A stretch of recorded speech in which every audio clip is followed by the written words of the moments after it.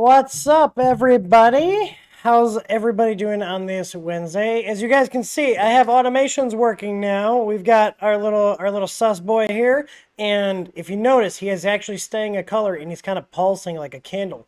That is because I gutted all the stock electronics that came with it, and then put an ESP8266 with some NeoPixels in there. And I also lit the flag up here because America. And if you notice, there's red, white, and blue pulses going around the flag. And then we got the cube. Eventually, so my goal is to have it so you guys can change colors on things. Where is it? This is not RGB, and the logo is not RGB, but the flag and these two lights and the little sus boy, they're all RGB. So I will want to be updating that. But also the logo is dimmable now. It's just not on and off. We are getting ready to go to Murph. How many of you guys are going to Murph? I'm curious to know. And if you guys don't know what Murph is, and you're near Goshen, Indiana, and you're not doing anything this weekend, you have no excuse but to come out and make the trip, okay? I understand gas is expensive, but it's well worth it, okay? I do have a couple things. I'm in the process of cleaning up my garage, and I am reorganizing, and this is I printed this on Bertha. This was, I don't know, I got the second one going. I think it was like a 2.5 hour print in a 0.3 layer height. There's a 0.6 nozzle on this machine. So it's not for pretty prints, it's for functional. So this, yeah, I'm not going to try to break that, but this is... this was printed in coax. I think this is their navy blue. It's one of their blues.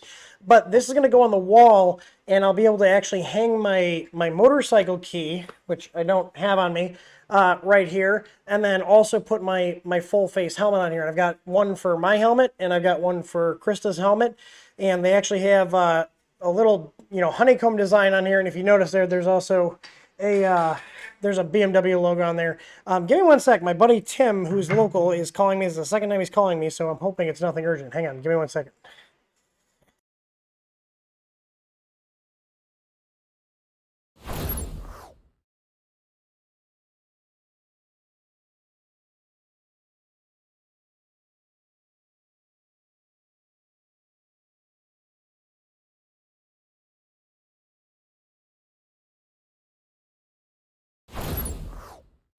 Sorry about that. I had set up Home Assistant with the WireGuard plugin, and he was trying to get in to figure out how to set up the remote access. And yeah, let me send him that really quick. Those of you guys that don't know, my background is in IT before I started the company, and I still help my friends out with their IT stuff. So hang on 1 second. I have all of his stuff documented. He forgets his passwords. All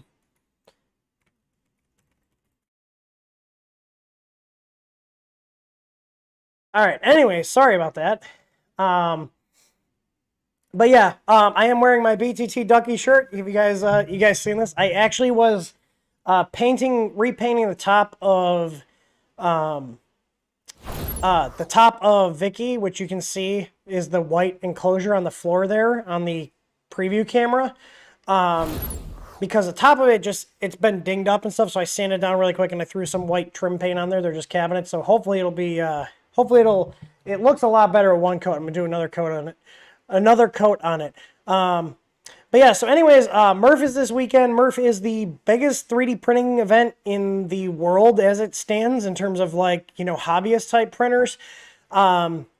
Definitely recommend checking out if you guys don't have anything going on. Tomorrow, if you guys know Tripod, aka John, he's in Illinois, and another guy are going to be stopping by here. I don't know if I'm allowed to say who the other person is, but he's another content creator. But they're stopping by here tomorrow on their way through to Goshen. And then we have Peter coming in today. He's actually on his way right now. If you guys ever dealt with our tech support, you probably dealt with Peter at some point. But he's coming in and he'll be at the event. So if you want to meet one of our guys in person, other than myself, Peter will be there. Sean, our print farm and assembly manager, will also be there. Danielle, our shop manager, will be there. Krista will also be there if you guys want to meet her. If you guys are have dealt with any of our content creation stuff or just been in our Discord, she's very active on there. She handles our social media stuff. So. But anyways, you guys gotta ask me questions, and hopefully there are questions in the chat. There's only 2. You guys need to, elbow cough. What does that mean? Is there paint on my elbow? Or am I missing something? Anyways, so let's see. Let's see if there's any questions. So you guys need to ask questions. This works by you typing !Q in front of the question you want to ask. My bot will pick it up. It will tell you it picked it up, and it'll give you 10 points. The points, like, what is it? Whose line is it anyways? They don't matter, and they mean nothing. I have no plans to do anything with them yet, but it's just part of the bot. So, hey, fun. I also just realized, and this is going to bother me, I forgot to put my stack of filament back, which is supposed to go down here. And if you guys notice, some of them are not in bags. 1, because it looks cool. And 2, it's ABS and PLA. I haven't found that I leave them as spools long enough for it to matter. But if you notice the stuff in the bags, PETG, and this is actually all the coax Nylex. If you guys may not know this, we carry coax's high-end nylons. They're freaking awesome, especially like if you're in the US and you're able to 3D print your own boomsticks. Highly recommend their filament for that purpose. It's very popular in that community, and we do carry it. I think we're out of stock on the 1. Someone ordered rolls of that, but we do carry it, and if for some reason we're out of stock on it, you can always get it directly through their website at coaxllc.com. So anyways,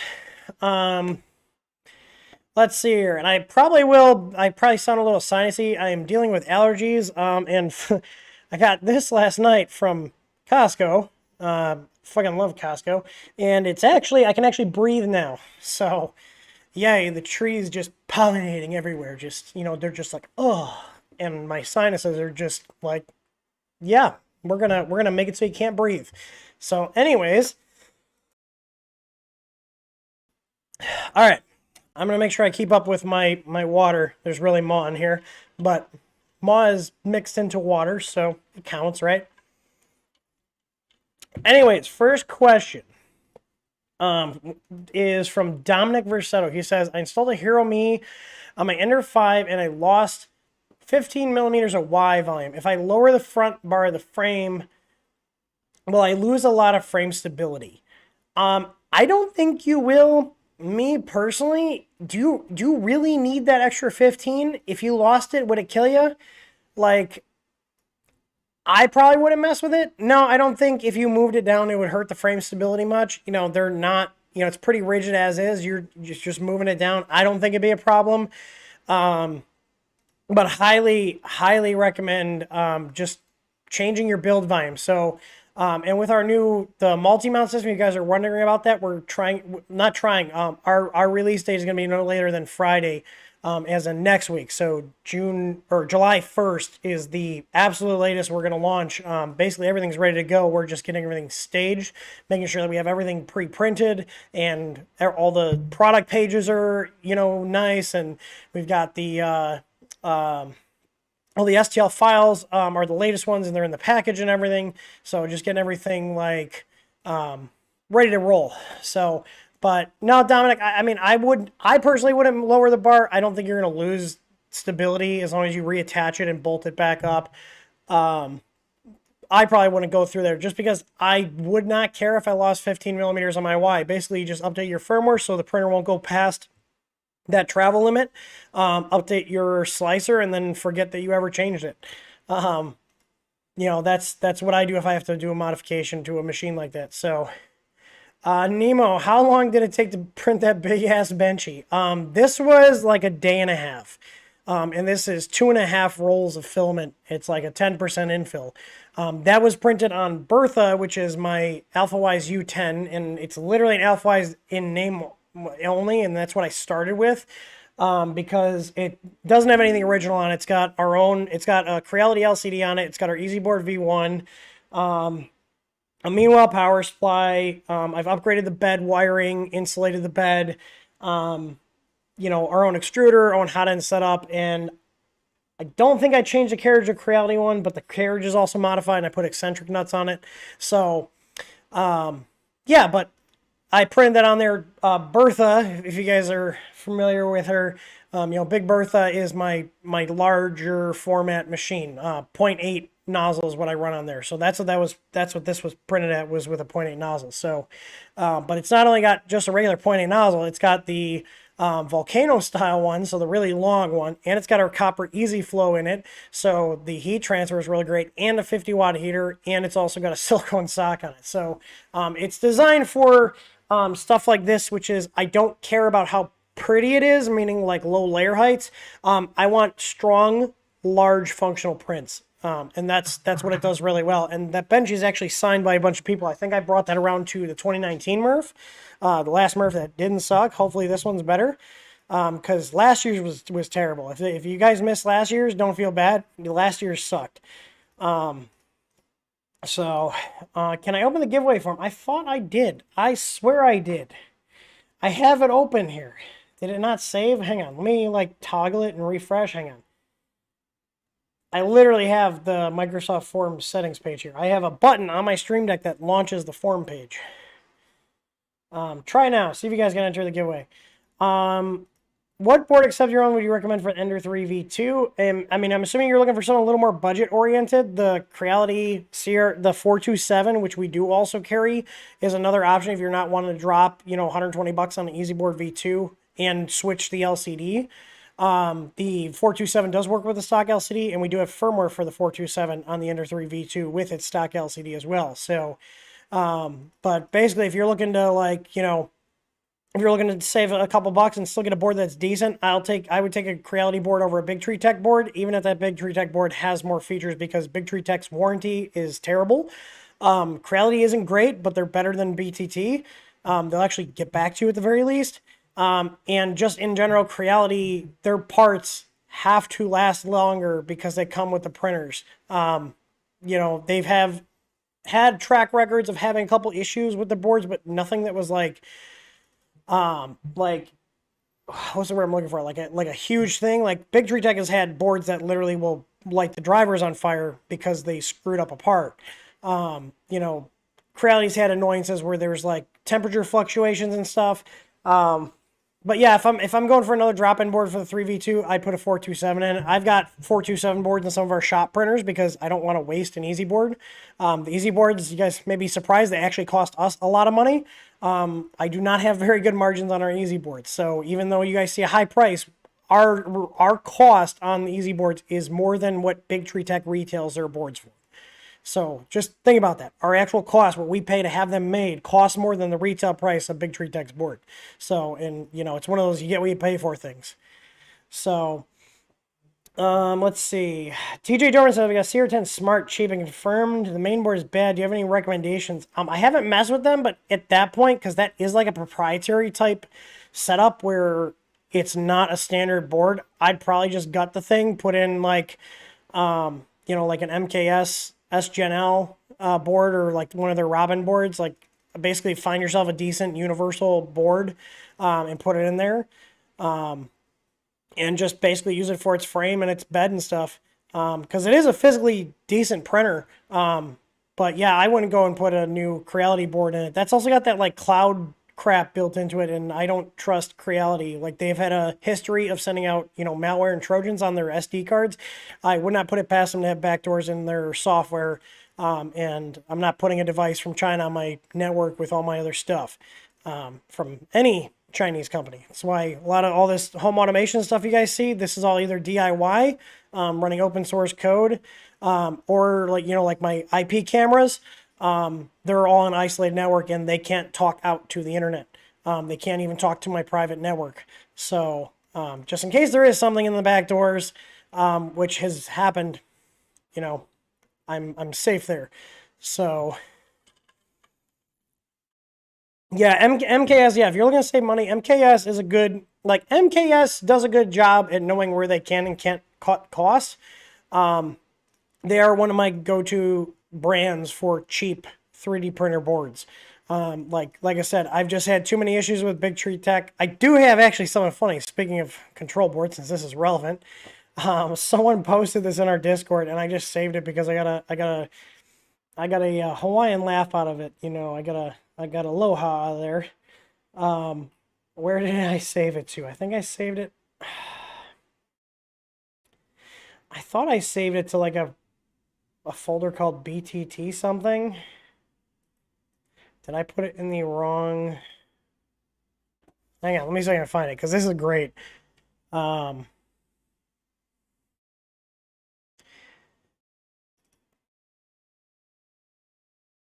it's it renamed it to new folder for some reason. That's weird. But anyway, so this is something someone posted in the official Big Tree Tech group. I'm sure they remove it, because if you post anything like this, they will remove it. They don't want people knowing that their stuff is garbage. But I thought this was funny. So he's got multiple SKR boards here. It looks like a 1, a 2, 2 octopuses. You can see he's been trying to bail these out because these are flashing tools. So this is probably FT232. These are probably all FT232s except for maybe this one. You can see he's been trying to fix them. And then the comments here, are just, they speak for themselves. Not surprised. You forgot to put the duck in the chassis. I had 4 in a row until I got a solid one. I'm sorry, after the second time, which is why I don't buy Big Tree Tech. This is why we don't resell Big Tree Tech. Literally nobody's really surprised. You know, I don't necessarily disagree with this guy. Common denominator, you. There are people that are stupid, but eventually, like, you usually figure out what you're doing wrong after, 2 or 3. 8, replace some fuses. What did you do? But yeah, I got 4 in a row. Same, all different problems too. One lasts about 3 weeks, then poof. When I finally got it going, it's been 4 months, no problems. I mean, I don't design products around, months. Of service life. I design products around years of service life. I literally have boards like this one that's in this enclosure. This has been running in this enclosure for 2 years plus. The one in my Ender 3 Pro also has been running for, actually, it's one of the first production ones of the version 1 of our board. It's over 3 years old at this point. So, it's sad that Big Tree Tech's customers think a couple months is good. But I mean, I guess when you're used to things lasting weeks, a couple months is good. So anyways, let's see. So Carlos has got an easy board. He said he's got stuttering when connected to Octoprint. So there is a board, and this will affect any printer. If you're using our firmware, we already have stuff. What the hell was that noise? Oh, if you're using our firmware, we already have all the buffer settings optimized. But typically if you're getting stuttering, it's on the Octoprint side, and what the stuttering is your printer board does not have enough commands to keep up with how fast it's printing. There's a couple things you can do by changing segment settings on your slicer. You can also have a physical issue. Maybe you're not giving your Pi enough power. Maybe you're also running it on a really slow Raspberry Pi. If you're running it on a Pi Zero,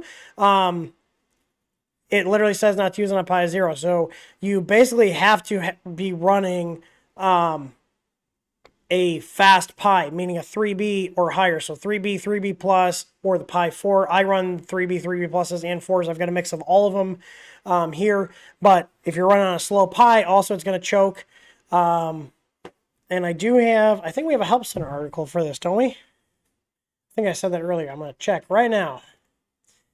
3B plus, then you could have a bad SD card. Either way, it's not going to be the control board. It's a known issue with Octoprint. There's a bunch of different stuff that can cause the printer to stutter. So the common thing I found is if your Pi is undervolting, meaning you're using a really crappy power adapter to power it, and it's undervolting the Pi, it's going to throttle the processor, which is then cause it to choke, which then leads to stuttering. I'm looking here, Octoprint. There's a lot of hits in our help center for Octoprint. Let's see. Come on. I am working on, if anybody has any recommendations for a good documentation knowledge base, preferably one that we can host on our own server, like a SQL PHP stack, let me know, because we are looking at moving the articles to their own like platform to get them off of our e-commerce side. Why am I just blanking on this? We definitely have an article about like stuttering. Tor, can you help me out? I think you're watching. I'm trying to see serial. It has to do with the serial data. Oh, zits or blobs on my print. There's a thing for Octoprint there. It's at the very bottom. So that's what I was looking for. It's not an actual Octoprint article. It is a just general tuning article. So where's YouTube? All right. There we go. Zits or blobs on my print. So if you just type zits, because usually what happens is the end result of a stutter on when you are printing from Octoprint, if it is hitting a bottleneck, is you'll get little blobs or zits on your prints.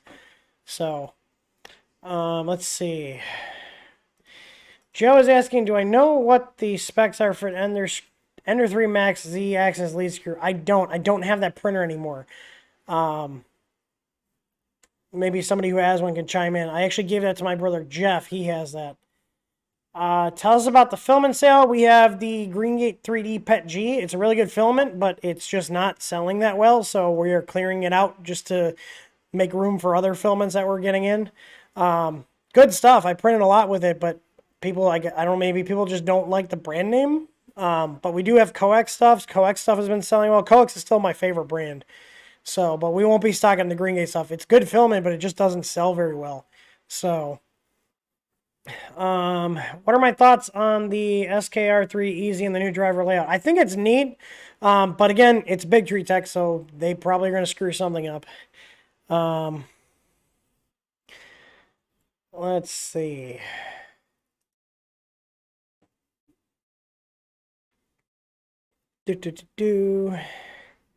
Mir says, I've had Monoprice Maker Select Plus, would like to add the Easy ABL. I know it's an older printer, it still works. The Monoprice Maker Select Plus, I think that's the one with the touchscreen. We do have older firmware out for it. It's still part of Unified 1, but we will not be doing any further updates for it. That's the one I'm thinking of. I'm looking it up. Yes, that's a touchscreen. You can thank Wanhao for using that terrible touchscreen and not making it easy to actually switch it out. So we never did any sort of further LCD conversion on it because it just wasn't that popular machine and it's old as hell. So you could get an Easy ABL for it, but you're never going to get an updated firmware from us. The firmware that's out works with those printers, but it's Marlin 119. And again, there's just not enough demand for those machines. I think you're the first person to ask about those machines, that particular model, in over a year now at this point. But it does have a bootloader. And there is a aftermarket firmware for the screen that adds some touchscreen features. It's called ADV i3++, and so that firmware is kind of a mix-up of our Unified 1 and the ADV i3++, and that's literally the only printer that is left in that old firmware version. So yes, it works and everything, but we will not be putting out any more updates other than what's already out for it, just because it's an old machine. Did I see the Creality water-cooled hot end, a solution without a problem? I mean, that's interesting. The type of people you're going to have needing a water-cooled hot end are people with heated build chambers, and Creality doesn't even manufacture printers with heated build chambers as far as I'm aware of. So it's interesting that they even come out with it, but, you know, they come out with new printers every other month or less. So I wouldn't be surprised. So yeah, I got 3 questions here in the queue. If I don't have enough questions, I will wrap this up, early. So, let's see. I have an Ender 3 Pro with most of your stuff on it. It says Kurt24. He says, I want a larger build area and the ability to do nylon. What do you think of the S1 Pro, or is there a better one you're not? So the S1 Pro is garbage. If you really want to Ender 3 S1, get the regular S1. But the S1 and the S1 Pro are the same size as your Ender 3 Pro. You said you want a larger build area. Neither of those were. I know three people now that have bought the S1 Pro and returned it. The S1 is okay, but the S1 Pro has a touchscreen. So if you think the color screens that come with the S1 are bad, the touchscreen's even worse, and you basically can't count on anything coming out for those other than replace the screen. But for a larger build area, you want to do nylon. The Ender 6 would be a good option, and we have the Enclosure, which I think these are these still on sale? I think they're still on sale right now. And that's a slightly bigger build volume. I think you go up to the 250 by 250 by 300, so it's a little bit bigger. But yeah, just I mean, that's if the Ender 6 is enough of a step up, I'd probably go with the Ender 6, which you can see here. I have mine right there. I just finished running a bunch of customer jobs, so these guys are finally quiet. But after this week, they will be put to work again. So, I mean, if the Ender 6 will fit, I would definitely recommend it. I see somebody asking about the ball caps. The ball caps are on our site right now, and I actually have a little code, and this is the only time I'm going to say it. I have right now, if you place an order, and it's at least $50, this is for the first 10 customers, if you add the hat to the cart, and you have at least $50 of other stuff in the cart, it will give you a hat for free. Now, if you just want to buy a hat, they're only $15. I've got some left. We are not making any more. I did a run of these a couple months ago, and whatever we have is it, and then I'm not making any more of these. So we will have some with us at Murph. So if you guys want to get one in person, we will have some at Murph. But if you use the code DINGOSTICK and you spend at least $50 on other stuff, you can get a free hat. So, and that's for the first 10 people to use it, and it's limit 1 per customer. So basically add at least $50 worth of crap to your cart, add the hat in there, type in the code DINGOSTICK for the coupon, and then the hat will be free. All right. Anything new I'm working on for the Ender 3 S1? Nope, I don't have anything else new.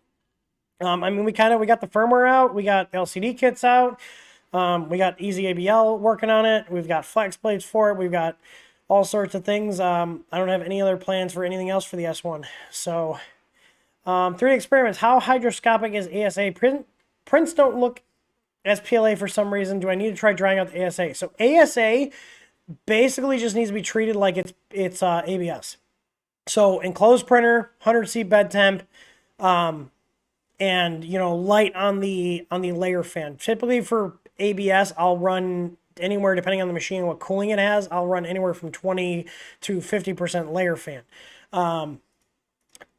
As far as I know, ABS and ASA are not very hygroscopic, I think is the correct. I don't know if it's hydroscopic or hygroscopic. I have ABS literally sitting right here. I can pop it in one of my printers, and I do quite frequently, and it's fine.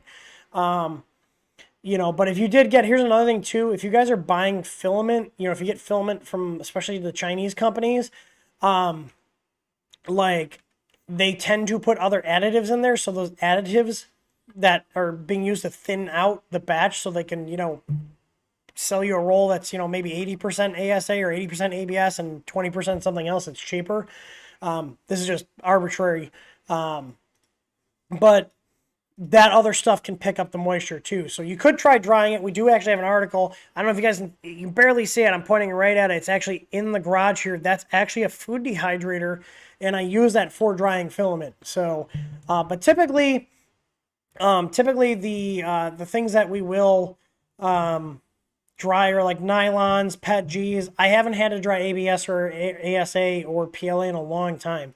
So, Nemo Griff is asking, what settings can you suggest to change with a silk filament that has crappy layer adhesion, or I'm just stuck with bad material? So in general, the silk materials will be weaker layer adhesion. I have not had a single silk material that is not weaker than a non-silk material in terms of layer adhesion.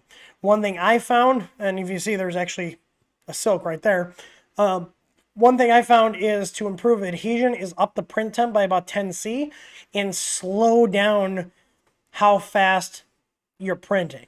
So you're giving it a little more time to adhere to the other layer you're printing on by having the nozzle stay on top of it longer, so applying more pressure between the new layer and the previous layer. And you're also making it more molten, so hopefully that'll help stick it. So yeah, that's the only thing I suggest. In general, though, I will never use silk materials for anything that is structural or anything that needs any sort of strength. Silk materials are for printing, you know, trinkets and toys, stuff that doesn't need to actually be fully functional. BW Electronics is the best type U for PET-G, and should you always use glue stick on it? So I use our PEI plates. I have a lid our flex plates on every single machine in this office. Not even exaggerate. Every single machine. I've got 8 printers in here. Every single one has our flex plates. When it comes to PETG, if in general, you know, if you have like smooth flex plates where like our smooth flex plates actually have a sheet of PEI on them, that is going to be more prone to getting damaged by PETG sticking too much.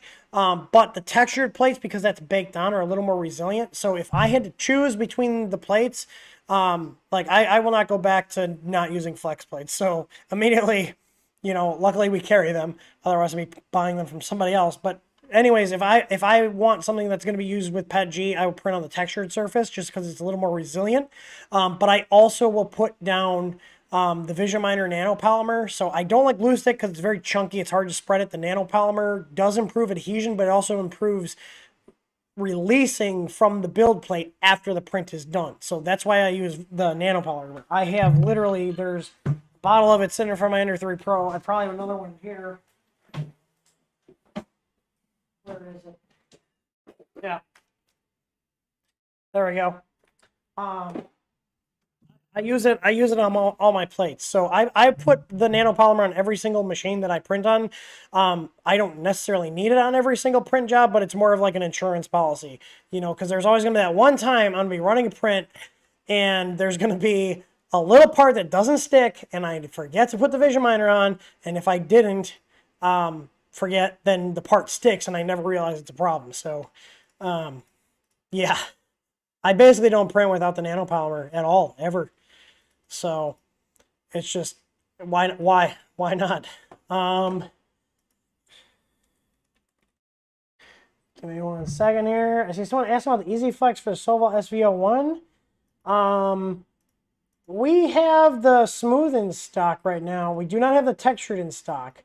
But we are restocking those. Like, we have an open order with them, and I'm pretty sure those are going to be on that. Because I think those got taken out of stock, or we sold out, I should say, last week or the week before. So TJ Dorman, if I rewire the CR10 Smart to work with a normal style board, can I still use nozzle as a touch probe? Is there a reason to abandon that feature? I'm not familiar with that printer, but if you can figure out how they are implementing it through the electronics, it might just be as simple as they have 2 wires, and when the nozzle touches the bed, or I think that might have... I think that has the same kind of nozzle probe as the CR6, which is like the strain gauge, which is problematic. Me personally, if I had that printer, I was rebuilding it, I'd probably just abandon the stock probe leveling because it's going to break at a certain point. It's a pain in the ass to fix, and just put something else on there. Like I would use a BL Touch over the strain probe because I think it's the same one that's on the CR6. So, which has been a pain in the ass. So Evan says he's got easy ABL and he's still having issues with bed leveling on the Ender 6. So I don't know. I need to know what issues you're talking about. Like saying I have bed leveling issues tells me nothing to go on. So if you want to provide additional information, that'd be great. But also if you do actually have an easy ABL from us, like it's not a knockoff or someone else's, contact our support. We have actual technical support people that will help you out. So, but if you can give me specifics on what's not working other than just I have bed leveling problems, I'll do my best to answer. So sorry about that. All right, Ken Cunningham has problems with dealing with tangle prone filaments. So one, If your filament is actually tangling, we're not talking like binding or being stuck together because it was, rolled on before it was cool enough. Tangles happen because the rolls were mishandled. Tangles just don't happen on their own. So basically, how filament is spooled, it can't get tangled. So it's being laid on top of each other. The machine can't tangle it. So if you have tangles, it's because the machines or the rolls were not handled correctly. If you guys, just in general, what I tell people is your filament, the end of your filament should be in one of three places: in your hand, on the spool through the little retaining holes, or in your printer, like loaded into the printer. If you let it go and you let it fly around, you're probably going to tangle. But basically, if you do get a tangle, like Ken is having, if you do get a tangle, you literally are going to have to just pull it off, keep pulling filament off, and try to untangle it. And usually what I'll do is if I tangle a roll, I'll try to like loosen up the filament, okay? Like get in there and like kind of pull up at it and loosen it up until I get a bunch of rolls of it, and then kind of slip it over the side of the filament, and usually then the tangle will be off of the spool. Now, if it's a brand new spool and there's not that much, I'll usually just snip it and throw away the tangled portion and call it a day.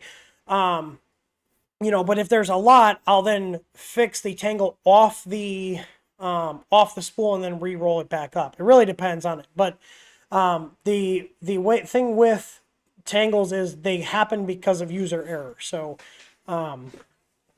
I have never had a tangle that wasn't caused by me either letting the end go or maybe the filament got brittle and it snapped and then it spun around on its own. I've had that happen a couple times. But either way, like if the filament end is retained and it never gets let go, whether that's intentional or like I said, the unintentional one is like, I've had some spools where they're through there and I'll just hear a snap and it's like, oh, it got brittle and broke from the strain. So, Seven's got more deal. He said, I print a bed level test to get grid adhesion in the center.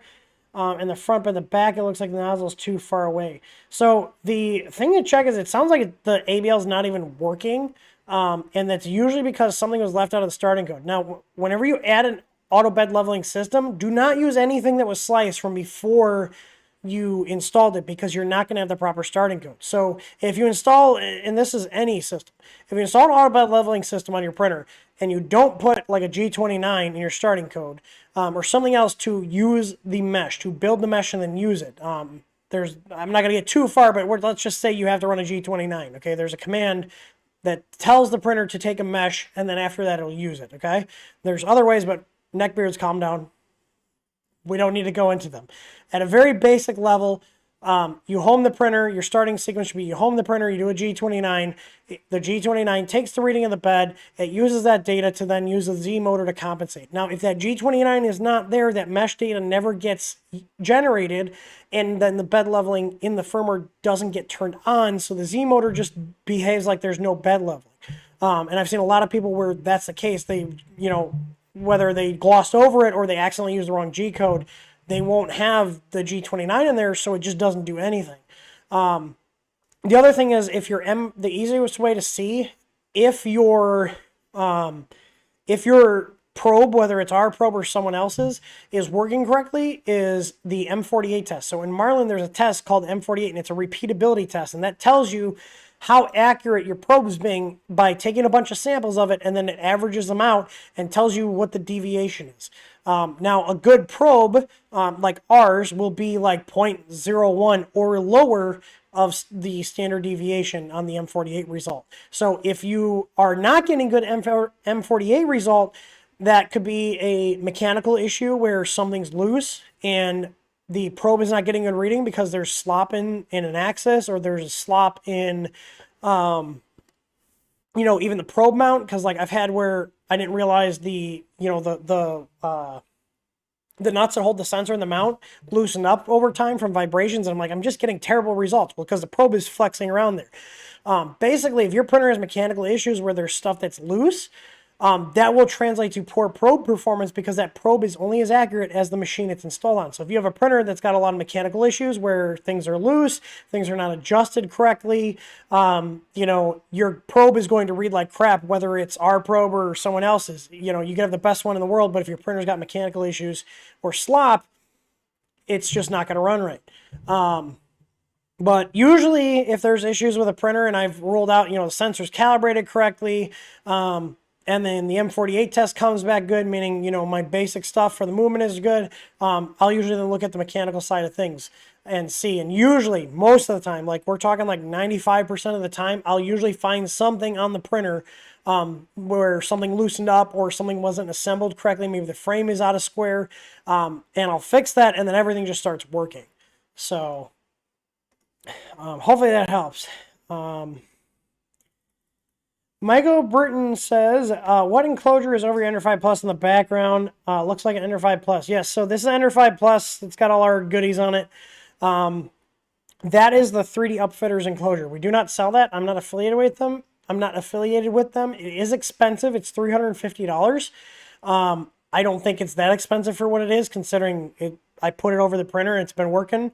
I like it. And the thing is, the Ender 5 Plus bed, as long as you got a good power supply in there, it will hit 100C on the bed. So I've done ABS on there. I've done PET-G. If you guys notice, all the printers behind me are enclosed machines. The only other enclosed machine I don't have behind me is my AM8 build that's on the floor, because my choices were put it over there on the floor or put it underneath the desk here, underneath the Ender 6, and I didn't feel like having it under there. So yeah, it's a lot of acrylic, so it's going to be pricey. Yeah, acrylic is not cheap. Yeah, I mean, even just our little top case here, that's almost like $80 of just acrylic, not including all the extrusion, all the tapping, and all the other stuff. So anyways, let's see here. Reasonable being, will you be at Murph on Saturday? I will. I will be there Friday, so... And we have we got a couple people coming through on Thursday from the community. Say hi, because if you're coming from Chicago, we're kind of on the way. So, if you know me and you have my cell phone number, hit me up. I wouldn't mind having people I know stop by. Sorry, randos, no rando people here. But if you know me and you want to stop by, let me know.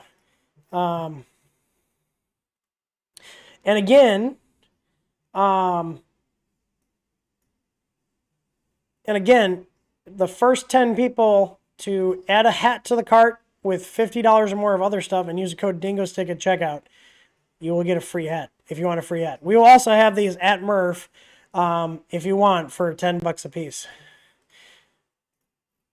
So we will have them on sale there. So all right, questions. Where did my questions go? Here we go. Let's see.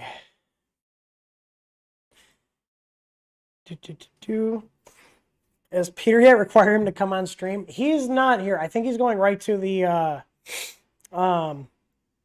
think he's going right to the hotel. Let's see. So Set D44 says he's got a CR10 V2, he's got the Easy Alpha Pro, he followed the guide, adjusted the baby step Z offset. First layer goes on fine, then the second layer digs in like the print, or digs in print like offset never changes. Okay, so a couple of things. One, if you're not saving your offset to the EEPROM and the printer restarts or you reset something, it's not going to save the offset. Two, again, like we talked previously, check your M48 test. If your M48 test is not coming back, then something is incorrectly assembled, set up, calibrated. That needs to be checked. So start there with the M48 test, see what happens. If your M48 test is above 0.01, or like let's say you run it one time, it's 0.005, and the next time it's 0.02 or 0.05, and it's all over the place, it's not consistent, meaning, you know, within like 0.002 millimeters, then something's wrong. And typically that something is going to be like lack of calibration, or usually when we have issues with the EasyABL, it's the printer it's installed on, not actually the probe itself. So, but it's not uncommon, especially when you have larger machines where there's more slop, Like a Facera 10 V2, I wouldn't consider like a large machine. It's larger, but not like S4, S5. But check the M48. Where was I going with this larger machine? Oh, it's not uncommon to have to baby step a little bit just because your printer, especially on the rollers and stuff, is not going to be exactly at the same position every single time you do it. So if you're talking like having a baby step like 0.1 or 0.2 millimeters, if that and your M48's coming back, then that's going to be down to the actual physical printer itself. And usually going over the whole machine, tightening up all the bolts, making sure the rollers are all moving smoothly, the V-slot wheels are adjusted, will correct any sort of variance. But if you're having to baby step all the time, there's something wrong with the machine. And that's assuming that the probe's properly calibrated and that your M48 test is coming back good, but go over the machine physically. So I would say almost all problems, I'm sure there's fringe cases where there is legitimately, you know, an issue with the probe, but typically when people say, oh, the EasyABL is not working, it's an issue with the physical build of the printer. You know, we're at the mercy of you guys putting your printers together. I can make the best probe in the world, but if it's installed on a printer that's not properly put together or not properly maintained, it's going to run like crap. Are you going to stream with Tripod and Sam when they're there? I want to call him. Tripod, if you're watching, I sent you a text to find out what time you're coming. It's one word, dingo stick. Yes. Sorry, I should have specified that. I don't think I can have spaces and coupon codes. But I'm not sure. I'd be down to stream. We have the capability to stream here. Obviously. What are you doing? Oh, you know why he's by me? Because he hears me saying dingo stick. You see his ears perking up? Dingo stick. Set D, he was talking about he's the guy, the CR10 and the Easy. He says M40 is like 0.3. That's way too high. Something's wrong. Nelson said, hello, wild live stream selling my pair. I'm looking for reasons to get my own 3D printer, but I can use the one at work for free. The only reason I think of is getting one because it's cool. Well, you can mess with the one if you own one. You can print stuff at home. And tell work that you need it at home so they can buy it inexpensive. I don't know, what hobbies do you have? The thing with 3D printers, and I don't have any other questions in the queue. I take that back. Sorry. Someone literally just answered one or asked one. I mean, if you have one at your house, you could definitely mess with it and upgrade it and play with it. And also just make cool stuff. And if you wanted to print phallic objects, I don't think that's appropriate work, but on your home printer, you can go nuts. All right. Giveaway not open. The giveaway is open, and we're already over this, people. Were we not? I swear to God. No, it is definitely open. It says it'll accept response until almost 11 o'clock my time. 3D experiments. I want to mount my PSU external...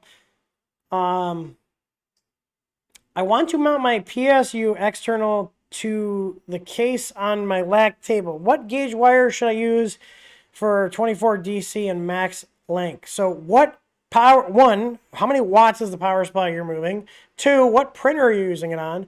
I mean, really, I could just tell you 12 gauge silicone and that's probably going to be fine for most printers. That's what I use. But, you know, like an Ender 3, you could get away with 14 gauge. But something that pulls a little more current, like an Ender 5 Plus, if you're going to take the power supply out of this one. Now, if you notice, I did not take the power supply out of this. There's a Meanwhile in here. It's handled the heat fine for over a year and a half now.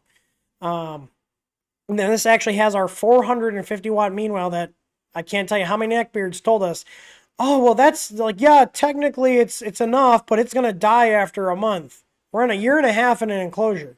Still kicking, because Meanwhile knows how to make quality power supplies. But yeah, I mean, in general, 12 gauge wire. I usually use silicone wire just because it's easy to handle and easy to get is what I would use. And that's going to work for most printers. Let's see. Chris Travis says, what are your thoughts on the new Micro Swiss direct drive? Are you planning on getting one to test? So, I don't have any interest in Micro Swiss stuff. To be completely honest, their new direct drive looks weird. I don't like how it looks. Just that alone, like, it looks stupid. I'll just be honest. It could be a great extruder. I think it looks stupid. With the weird angle thing in the gears, it just looks like different for the sake of being different. Now, it could be great. I haven't used it for full disclosure, but personally, I'm not.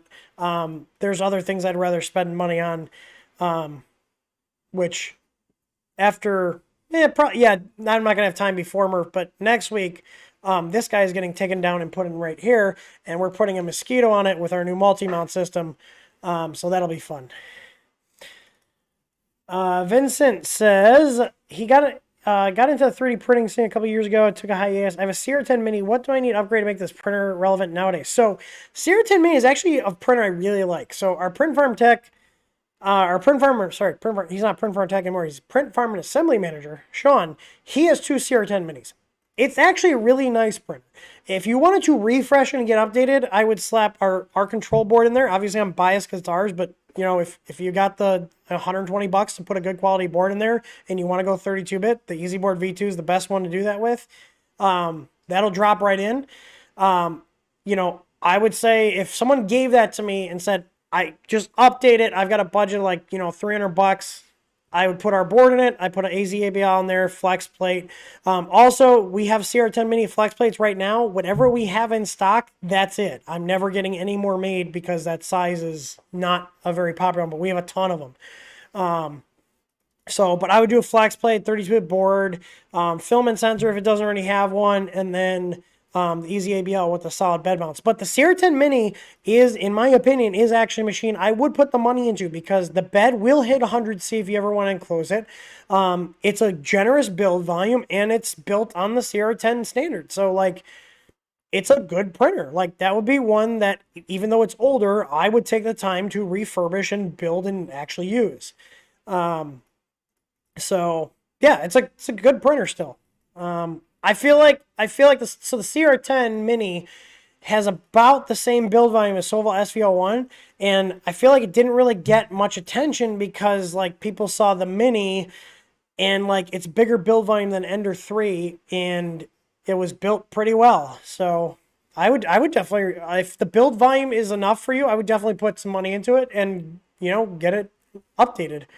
So we had a CR10 Mini here, and we just had too many printers, so I actually gave the other CR10 Mini to Sean, and that's why he has two of them. And he rebuilt the whole thing. He's like, it's running great. He's got our board on there and all the other stuff. So, all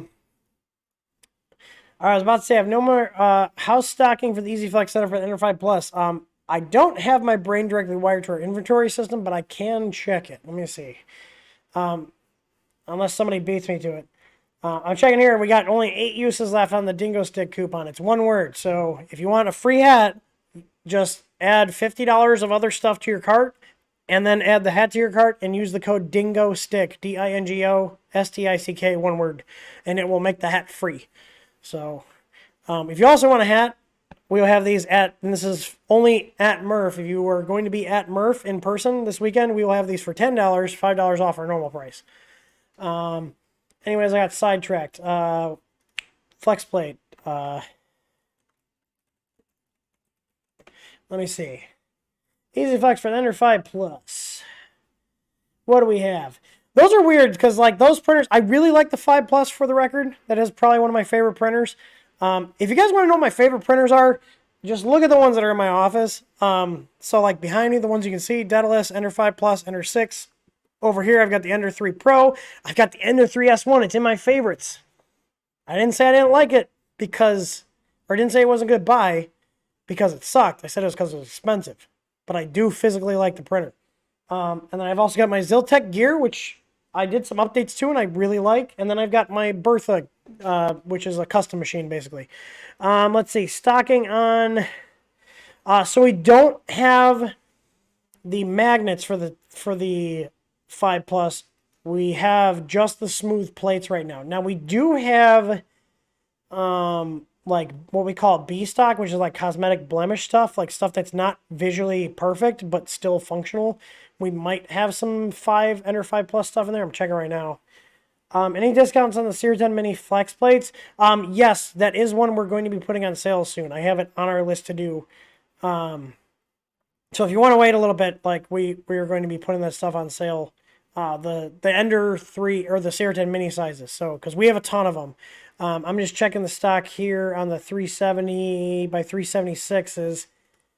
And it doesn't look like we have anything in the B stock. I think everybody got to those. I'm just checking here. Yeah, I don't see any in there. So, but I know we have an open order with our flex plate manufacturer right now, so those should be on there. Swallowpad says he upgraded to the BQH2 and the gears lock up when I turn it on. The gears lock up when I turn it. I had issues. I never actually got on my printer. I returned it because the gears, the bearings or the gears or whatever were crunchy, which I think Teaching Tech had an issue with that. He said the fan's not turning on. It's really hot and not extruding. I turn it off and the gears will move. Okay, so the gears not moving are probably your extruder motor being engaged. Like, so it's not going to turn. Like, they're electrically locking it. But your fan not turning on, that's something simple. Just check your wiring. Make sure you're getting power there. If you're not, trace the wire back and find out where it's connected. Basically, your fan that cools that down should be on when the printer's on all the time.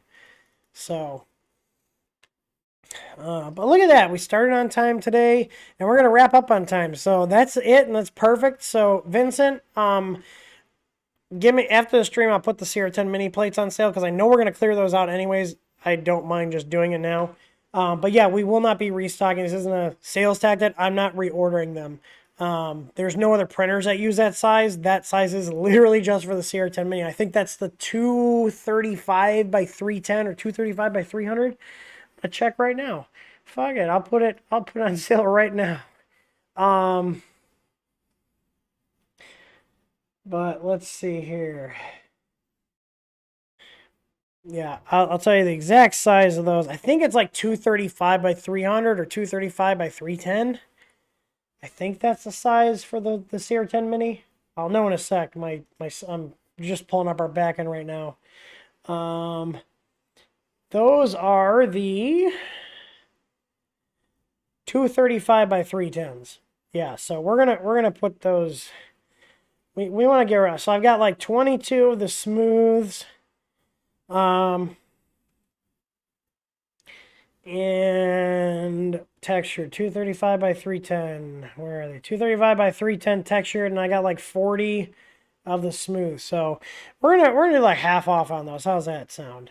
And then do we have the magnets too? Yeah, we have the magnets too. I got like 40 of the magnets. We'll drop those from 18 to like $9. How's that sound? And then that's it. Once those are gone, they're gone. And that's the only size we're going to be doing that for right now. I think we have a couple others.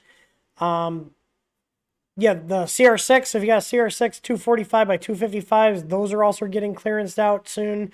I'll just put those on sale too right now because we're not reordering those. I'm surprised.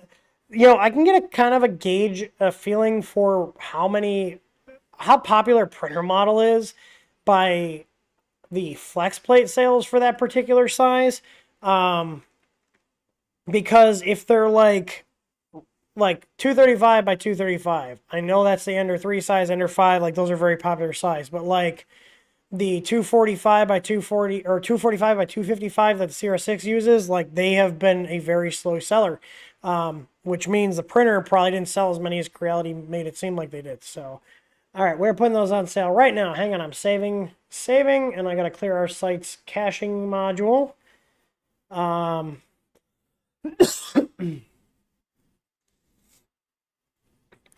And there we go. Those are clearance, and I will send a marketing email out next week. But there you go. Put the Solval size on sale. No, we don't put sizes on sale that are actually selling, especially ones that are out of stock. If I put something on deep discount, it's because we're clearancing it out. We're never reordering it. So the CR6 size and the CR10 mini size, we will not be restocking. But those are on sale. I did like roughly 50% off on those because we want them out of here. They're taking up shelf space. And that's it. That's about it. Oh, I need to take a break. Apparently my throat is like not happy with me talking a lot, which is unfortunate for me because I like to talk. But we're not going to give Remo a dingo stick. We got him a nice big bag of these chicken snacks from Costco. And that's what we're going to give him now.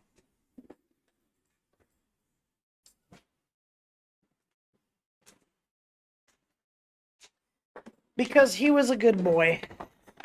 What is this? We got dogs love chicken turkey dreets. Turkey dreets? Did I say dreet? The hell is a dreet? Treat. It's a treat. And it's made in America with America meat. Yeah. Can we sit? Sit.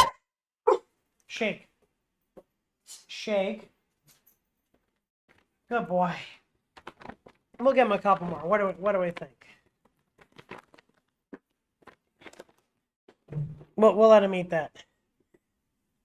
Wow, we actually are taking our time and not wolfing it down. Are we tasting our food? Can we sit? Sit. You heard me. Speak. Good boy. There we go. All right, well, thank you everybody for stopping by. If this was your first time, welcome. Hopefully you'll be back. Make sure you guys like, subscribe, and hit that bell and all the other YouTube crap that people tell you to do because YouTube's algorithm likes that crap. So anyways, really appreciate you guys stopping by. Hopefully you guys learned something. And again, if you guys want to... you guys want to get updates on sales stuff and updates just on the company in general, go ahead and sign up on our email list as well. We do actually use it, and I actually have somebody that's helping me write marketing emails so we can actually send more stuff out. So anyways, I will see some of you guys at Murph this weekend, and as always, happy printing. I will see you guys on the next one.